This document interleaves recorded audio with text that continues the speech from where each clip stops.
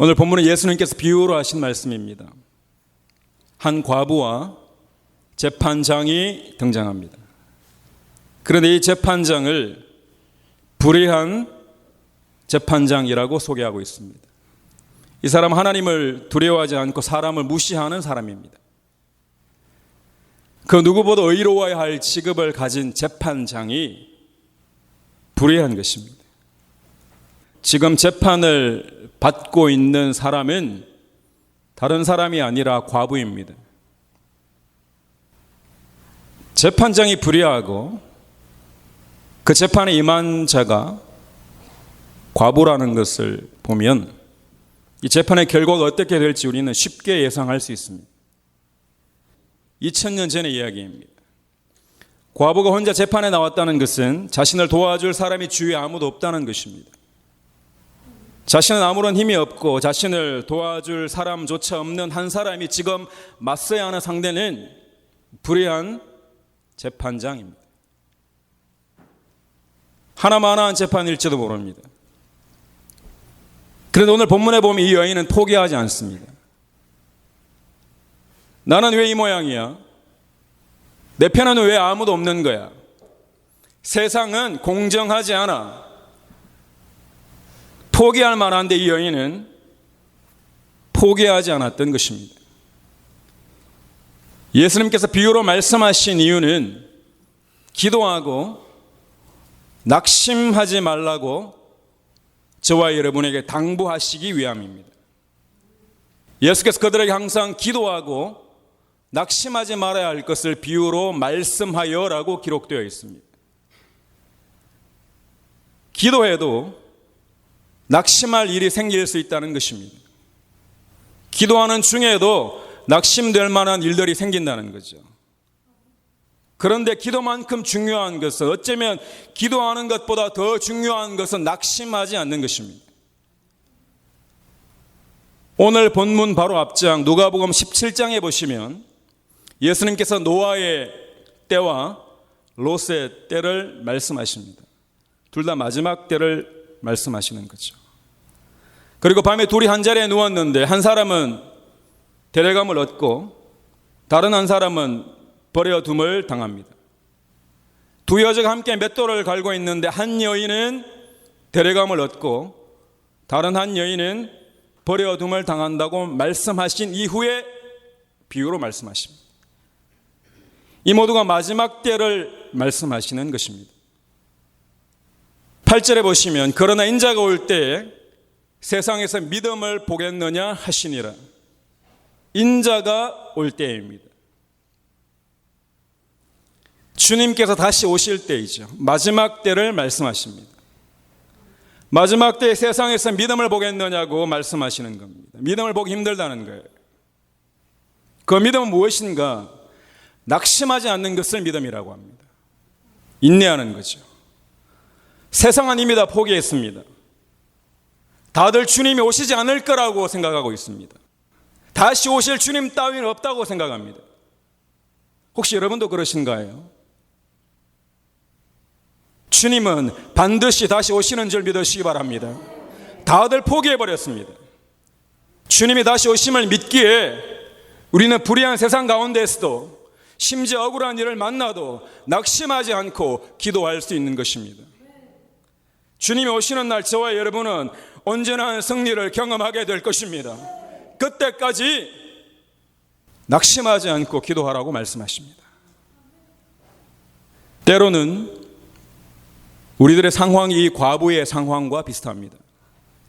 이 여인은 자신을 믿은 것이 아니었습니다. 자신을 도와줄 사람을 찾지도 않았습니다. 그렇다고 재판관이 여롭지도 않습니다. 어디를 보아도 답이 없습니다. 하지만 이 여인은 낙심하지 않습니다. 주님이 자신의 삶에 간섭하시고 섭리하시는 하나님이신 줄 믿었기 때문입니다. 하나님의 저와 여러분 가운데 함께 하시는 줄 믿으시기 바랍니다. 여러분, 지금 어떤 상황이 펼쳐져 있든지 간에 저와 여러분의 마지막 때라고 이야기한다면은 저와 여러분이 낙심하지 않고 주님의 섭리하심을 믿고 기다려야 하는 것입니다. 저와 여러분은 반드시 승리할 것입니다. 내가 무능하다고 낙심하지 마십시오. 누가 여러분을 도와주지 않는다고 절망하지 마십시오. 세상이 악하다고 포기할 필요도 없습니다. 그럼에도 불구하고 주님이 저와 여러분과 함께 하시는 줄 믿으시기 바랍니다. 주님이 함께 하시면 곧 승리하리라입니다. 7절에 보시면 하물며 하나님께서 그 밤낮 부러짓는 택하신 자들의 원한을 풀어주지 아니하시겠느냐. 하나님이 택하신 자들을 위해서 반드시 오신다는 것입니다. 우리 주님이 오시면 새 예루살렘 이 땅에 내려오면 우린 하늘로부터 우리의 처소를 입게 된다고 성경은 말씀하십니다. 새로운 부활체를 입고 주님과 영원토록 살게 될 것입니다. 우리가 예수님의 사랑을 알게 되고 하나님의 은혜를 아는 것은 신비입니다. 죄악으로 가득한 우리의 마음 가운데 빛이 들어온다는 것 자체가 기적이고 신비이고, 내가 예수님의 사랑을 알고 하나님의 은혜를 안다는 것 자체가 신비입니다. 예수님이 나를 위해 십자가에 달려 돌아가시고 부활하시고, 그 부활하신 주님이 지금 이 시간 저와 여러분과 함께 하시고 다시 오신다는 게 믿어진다는 것은 기적입니다. 신비인 거죠. 여러분, 신앙생활은 신비입니다. 하지만 신비주의는 아닙니다. 신앙생활은 신비로운 것이지만 신비주의를 따라가서는 안 되는 거예요. 신비한 체험만 쫓아가면 인내하지 못합니다. 여러분, 신앙을 이용하지 마십시오. 지금 처한 상황을 피하는 수단으로 이용하지 마십시오. 신앙은 진통제도 아니고 환각제도 아닙니다. 신앙은 생명입니다. 잠시 고통을 잊는 수단으로만 사용하지 마십시오. 그것을 은혜라고 이야기하지 마십시오. 진짜 은혜가 아닙니다. 삶의 고난과 맞서는 것이 신앙입니다. 억울한 일 앞에서도 포기하지 않고 낙심하지 않는 것이 신앙입니다.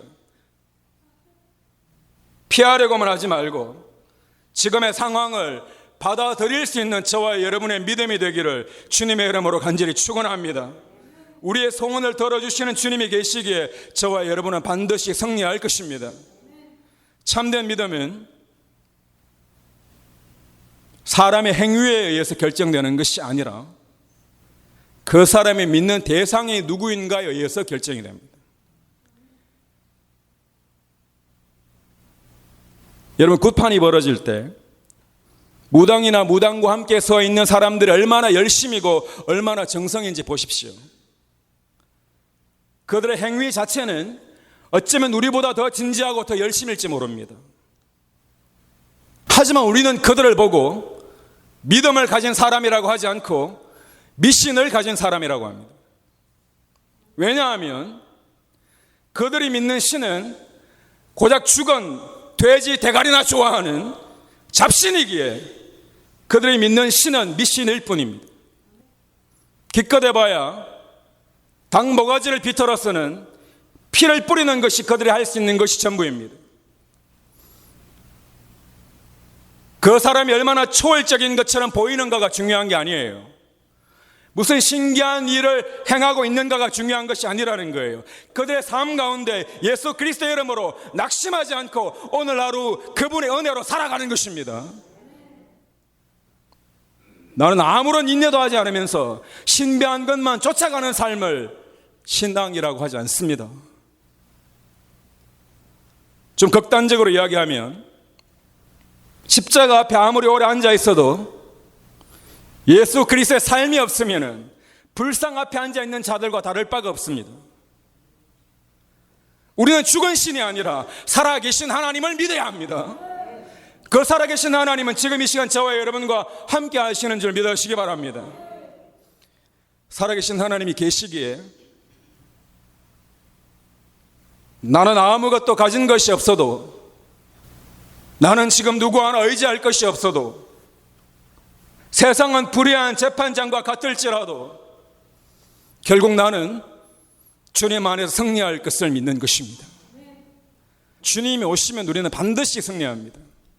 오늘 본문은 마지막 때의 승리를 말씀하시는 거죠. 그날을 정확하게 믿기에 나는 오늘 승리한 자로 살아가는 것입니다. 어떤 종교적인 행위가 전부가 아니라 그 사람이 지금 누구를 믿고 누구를 의지하는가를 보아야 합니다. 우리는 우리의 정성을 들여서 무언가를 얻어내려는 자들이 아닙니다. 신에게 무언가를 빌어서 무언가를 하나 얻어내려는 자들이 아니에요. 저와 여러분은 하나님의 자녀인 줄 믿으시기 바랍니다. 무엇을 소유하기 위해, 내 뜻대로 되게 하기 위해 열심을 내고 정성을 들이는 것을 신앙이라고 하지 않습니다. 많은 인간들이 종교적인 행위에 매료됩니다. 선한 것 같다, 거룩한 것 같다, 신비한 것 같다는 거예요. 누가요? 어떤 사람에게 초점이 맞추어지는 거죠. 여러분, 사람에게 초점이 맞추어지면 이미 잘못된 거예요. 그 사람이 지금 누구를 의지하는 삶인가를 확인해야 합니다. 나는 지금 이 시간 누구를 의지하고 있는가를 보아야 합니다. 저와 여러분이 나를 위해 십자가에 달려 돌아가신 주 예수 그리스도만을 의지하기를 축원합니다. 믿는다는 것은 나를 믿는 것이 아니고 어떤 사람을 믿는 것이 아니고 하나님을 믿는 것. 그래서 하나님에게 순종하는 것을 믿음이라고 합니다. 내가 지금 누구를 전적으로 의지하고 있는가 하는 것입니다. 가장 힘들 때 나의 힘이 되시는 분이 도대체 누구냐 하는 거죠. 성경은 저와 여러분의 장성한 분량으로 자라야 한다고 말씀하십니다. 그래서 우리의 기도가 자라야 하는 거죠. 무엇을 기도하는가가 그 사람의 수준입니다. 근데 무엇을 기도하느냐가 그 사람의 수준이죠. 내가 잘 먹고 잘 살기 위해 기도해야 합니다. 내 자녀가 잘 되기 위해서 기도해야 합니다. 나의 질병을 위해서도 기도해야 하고 내 문제를 위해서도 기도해야 합니다. 하지만 평생 이런 제목들만 붙들고 있다면 저와 여러분은 잘하고 있지 않는 겁니다.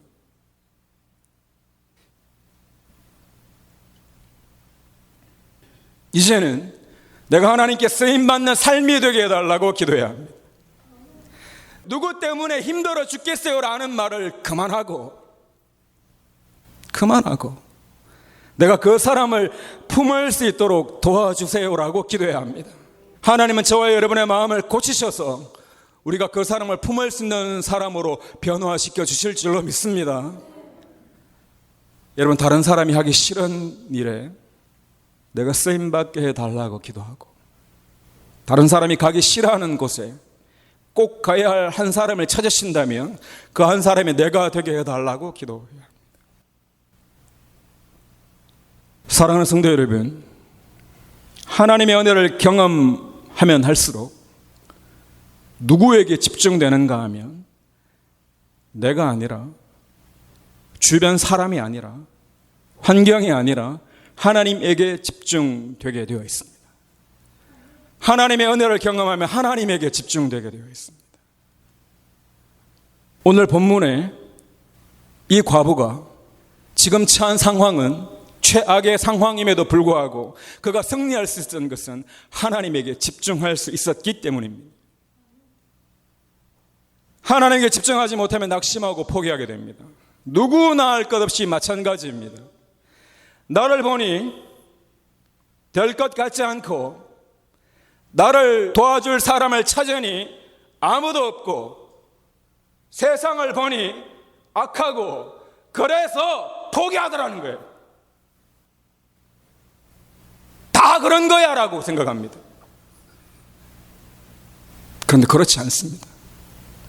그 누군가는 오늘 하루도 살아계신 하나님과 동행하며 그분께 감사하며 찬양으로 살아가는 사람들이 있더라는 거예요.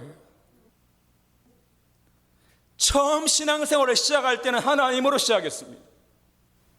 그런데 지금 내 삶을 보니 하나님은 온데간데 없고 온갖 염려와 걱정으로만 가득 차 있더라는 거예요. 영적으로 방황하고 있는 겁니다. 누구나 방황할 수 있습니다, 여러분. 누구나 잘못된 길을 갈 수 있습니다. 그래서 하나님의 소리는 들리지 않고 사람의 소리만 들리기도 합니다. 하지만 우리는 다시 주님께로 돌아가야 합니다.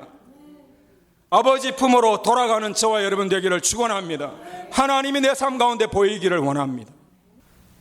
사랑하는 성도 여러분, 끝이라고 하지 마십시오. 다 그런 거야 라고 하지 마십시오. 주님은 저와 여러분에게 지금 이 시간 함께 하셔서 힘을 내라고 말씀하십니다. 힘을 내시기를 축원합니다.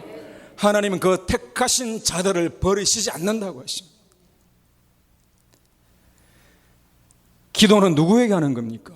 도대체 기도는 누구에게 하는 건가요? 기도는 성부 하나님에게 합니다.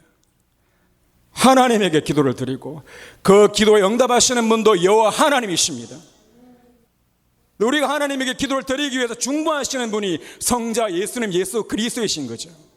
그래서 우리는 예수 그리스도의 이름으로 기도합니다. 그런데 우리가 기도할 때 누가 도우시나요? 성령 하나님이 도우시는 것입니다.